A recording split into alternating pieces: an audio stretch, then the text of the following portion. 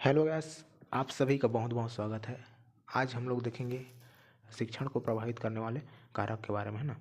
तो इससे पहले हम लोगों ने देख लिया है टीचिंग क्या था, टीचिंग एप्टीट्यूड क्या था, फिर teaching model of teaching learning, है ना।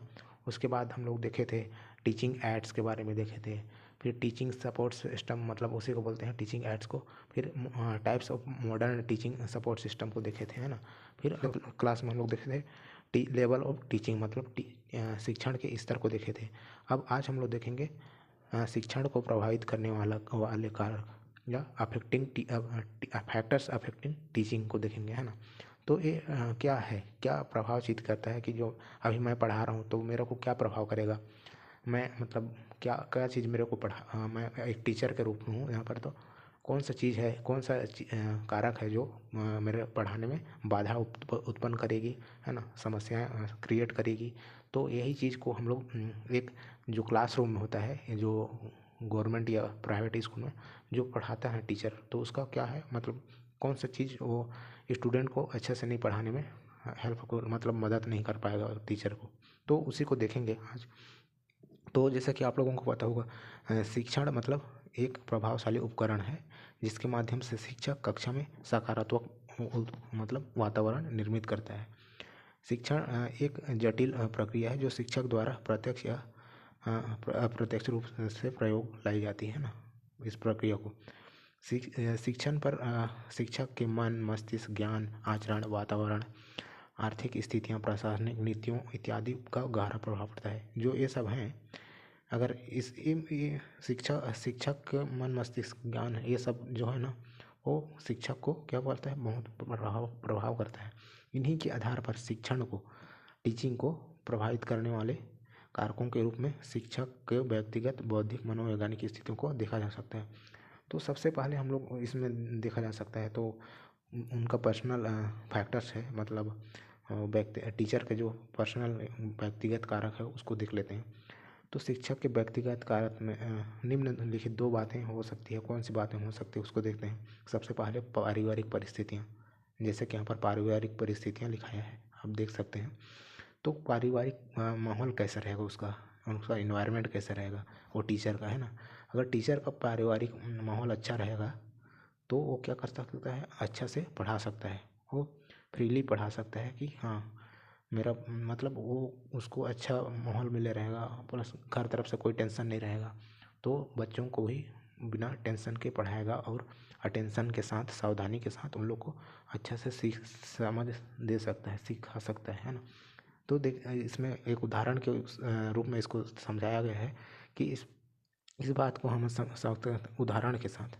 यदि शिक्षक अपने शिक्षण कार्य के बदले मतलब जो पढ़ा रहा है उसके बदले उसको क्या दिया जाता है, कम सैलरी दिया जाता है, कम वेतन दिया जाता है, और ऊपर से उसके घर की भी आर्थिक स्थिति, है ना, उसकी घर की भी आर्थिक स्थिति क्या है, मजबूत नहीं है, कमज़ोर है, वो गरीब परिवार से, समझ जाइए टीचर जो है वो गरीब परिवार से ठीक ना हो, तो उसे हर वक्त की अपने घर की चिंता रहेगी, है ना। तो घर में कैसे चलाना है, आज आटा कहाँ से लाना है, कैसा लाना है, इस प्रकार से उसको जब क्लासरूम में पढ़ाते रहेगा, है ना, क्लासरूम में जब पढ़ाते रहेगा तो उसको टेंशन इस प्रकार की रहेगी कि मेरे को आज का रोटी कैसे कहाँ से जुगाड़ करूँ, बच्चे का शर्ट पैंट कहाँ से लाऊं, या बुक कहाँ से खरीद पाऊँ, कैसे कहाँ से अरेंज कर पाऊँ पैसा। इस प्रकार से उसको तमाम प्रकार की क्या रहेगी, चिंता रहेगी, समस्या रहेगी। तो उसी को वो मतलब जब क्लास में रहेगा तो उस टाइम भी क्लास में भी यही सब चीज़ें सोचता रहेगा टीचर।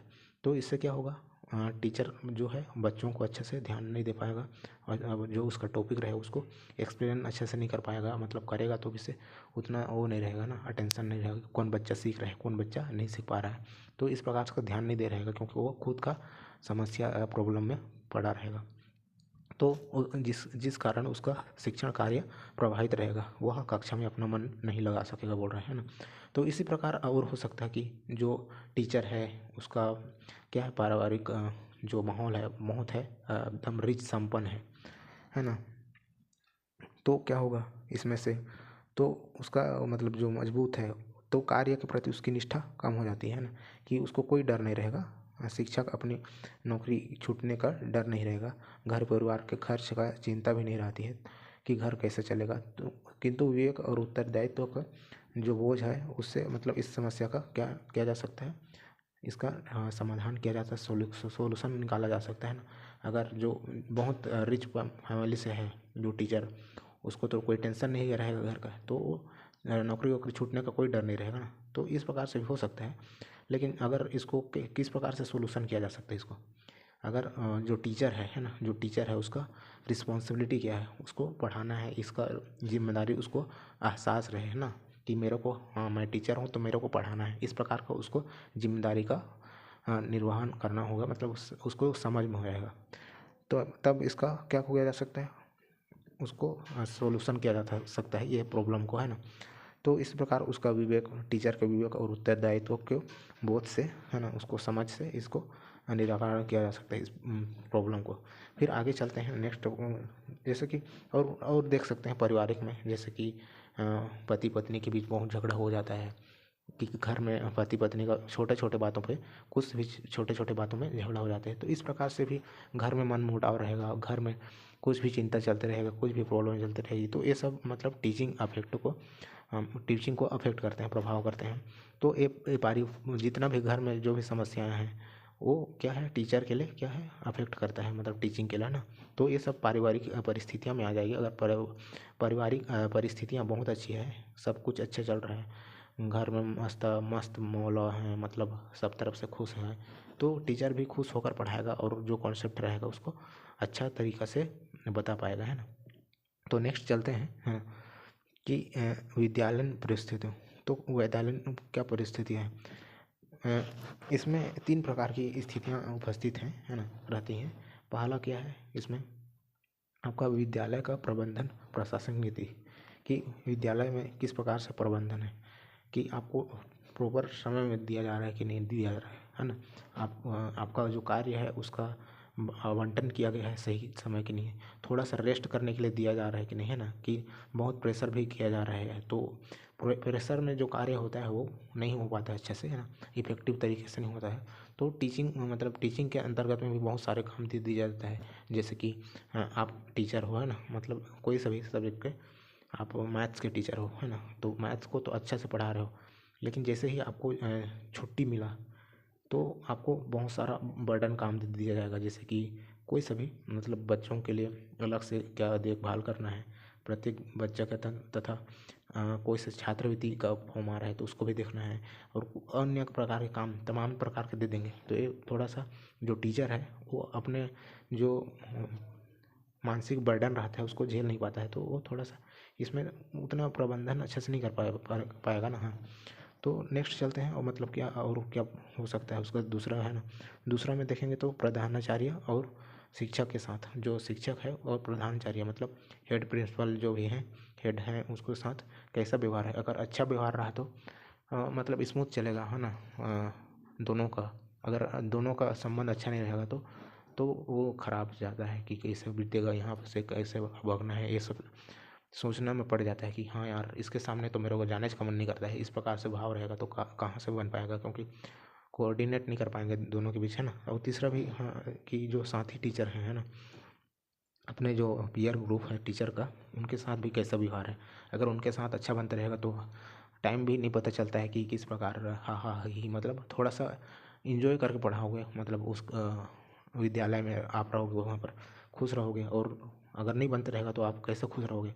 तो इस प्रकार हैप्पी भी होना बहुत ज़रूरी होता है ना। तो अगर इस प्रकार से वहाँ पर अगर व्यवहार अच्छा है सबके साथ बन रहा है, तो आप क्या कर पाओगे, अच्छा से अपना टीचिंग कर पाओगे, है ना। अब नेक्स्ट की ओर जाते हैं, तो कौन सा और प्रभावित करने वाला कारक है, वो है आपका बौद्धिक स्तर, जो टीचर का बौद्धिक स्तर। जैसे कि मैं बता रहा हूँ इसके बारे में एक्सप्लेन कर रहा हूँ।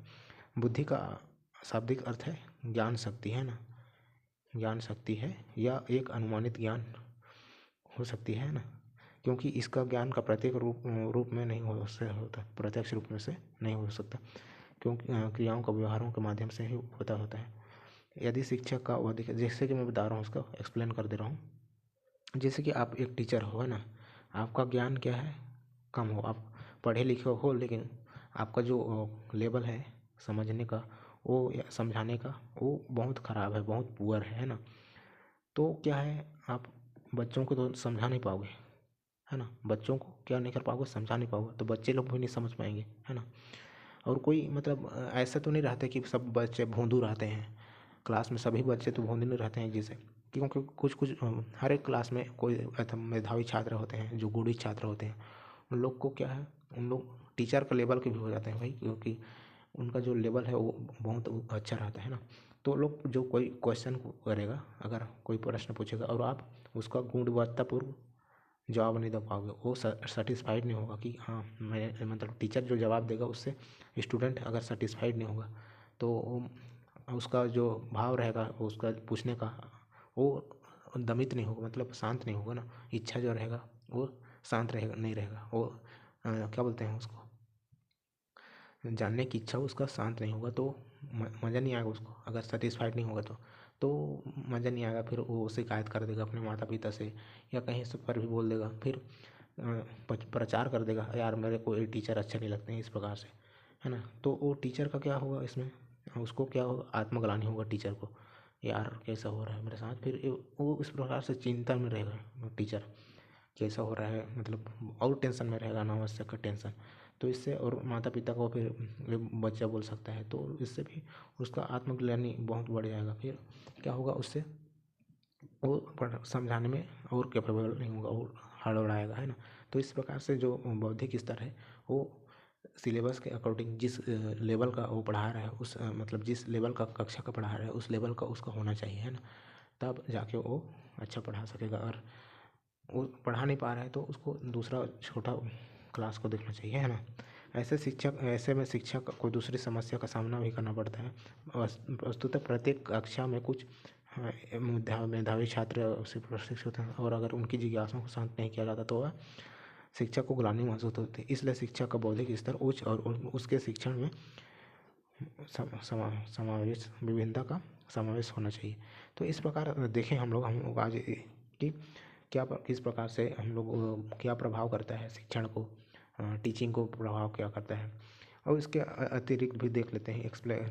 शिक्षा का बौद्धिक स्तर उच्च होगा तो शिक्षण सामान्यतः क्या होगा, प्रभावी होगा, कौशलपूर्ण होगा, जिसका लाभ विद्यार्थियों को मिलेगा, है ना। इस अगर उसका बौद्धिक स्तर क्या होगा, उच्च रहेगा, अच्छा रहेगा, तो उसका लाभ विद्यार्थियों को जरूर मिलेगा। तो किस प्रकार से लाभ मिलेगा इसको, प्रखर बुद्धि वाले विद्यार्थियों के कठिन सवालों को क्या संतोषजनक उत्तर दे पाएगा, रिस्पॉन्स कर पाएगा टीचर, है ना। आधुनिक परिवेश के अनुरूप, जैसे कि आप देखोगे टेक्नोलॉजी का ज़माना है, तो क्या लगता है आपको, डिजिटल बोर्ड लगता है क्लास सब में, है ना। तो उस सब का प्रयोग करके उदाहरण द्वारा सवालों का हल बताना।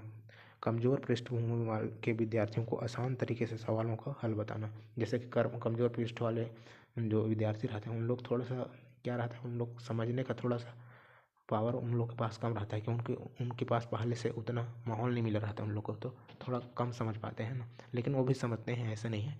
लेकिन उनका जो उनके माता पिता या कुछ भी बोलिए, उन्होंने कुछ नहीं सीखा है, तो उन लोग को शिक्षा नहीं दे पाते हैं उस स्तर का, तो वो लोग समझने में थोड़ा सा कम रहते हैं, बाकी समझ जाते हैं। तो ये सबको हल आराम से सरल भाषा में बताना, विद्यार्थियों में तर्क शक्ति को विकसित करना और बढ़ावा देना, शिक्षण विधि में आधुनिक तरीके से कक्षा संचालन को बढ़ावा देना, शिक्षक कार्य करते समय विद्यार्थियों में आसान से कठिन की ओर तथा कठिन से आसान की ओर समस्याओं को हल हल करने की विधि विकसित करना, जिससे क्या होगा, जिससे उन लोग और उस कॉन्सेप्ट को पकड़ पाए, है ना। सरल से कठिन की ओर, फिर कठिन से सरल की ओर, फिर इससे क्या होगा, उनमें जो सब्जेक्ट का पकड़ है वो मजबूत हो जाएगा, स्ट्रोंग हो जाएगा, है ना। तो इस प्रकार से रहा आज का, है ना, टीचिंग अफेक्टिंग फैक्टर्स ना। तो इस प्रकार से आज हम लोग देखें टीचिंग अफेक्टिंग फैक्टर।